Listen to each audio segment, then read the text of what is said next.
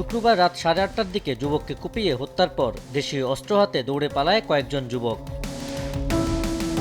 Police জানায়, ধানমন্ডির শঙ্কর এলাকায় ইভেন্ট ম্যানেজমেন্টের কাজ করা ফটোগ্রাফার নূর ইসলামকে ক্যামেরা ভাড়া নেওয়ার কথা বলে ডেকে আনে কয়েকজন। পরে ক্যামেরা ও মোবাইল ছিনিয়ে নিয়ে তাকে কুপিয়ে জখম করে দুর্বৃত্তরা।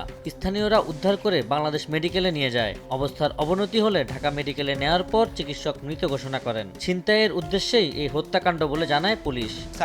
আমি দেখি ছুরি, ওদের হাতে ছুরি, ঠিক আছে, ধর এরকম কিছু বলতাছিল হয়তো, তখনই নুরু লাভ দিছে, আমিও লাভ দিছি রিক্সা থেকে। আমি দিছি পিছে দৌড়, ওই দিছে সামনে দৌড় দিয়েই ওই ধরা খেয়ে গেছে। আমরা চাই সুষ্ঠু একটা বিচার চাই। যারা এই ঘটনার সাথে ওতপ্রোতভাবে জড়িত, যাদেরকে ভিডিও ক্যামেরা ধারণ করা হয়েছে, প্রত্যেককে চিহ্নিত করে তাদের যেন ফাঁসি হয়। বিশদ বিষয়টা নিয়ে তদন্ত করছি আর কি। তো আমরা আশাবাদী যে খুব শীঘ্রই এই বিষয়ে একটা পজিটিভ রেজাল্ট আমরা দিতে পারবো। এদিকে ঘণ্টাখানেকের ব্যবধানে জিগাতলা বাস স্ট্যান্ডের পাশে ডক্টর মালেকা কলেজ ও বিশ্ববিদ্যালয়ের কয়েকজন শিক্ষার্থীকে কুপিয়ে জখম করে দুর্বৃত্তরা। আহতদের উদ্ধার করে প্রথমে জাপান বাংলাদেশ হাসপাতালে নিয়ে যান স্থানীয়রা। পরে ঢাকা মেডিকেল কলেজ হাসপাতালে নেয়ার পর চিকিৎসক সাইমুর রহমান আলভিকে মৃত ঘোষণা করেন।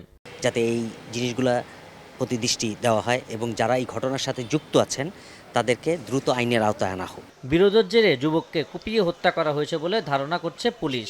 এই অবস্থা আমরা দেখতেছি, আসলে কারা করলো, কিভাবে করলো, এটা আমরা আসলে একটু সময় লাগবে।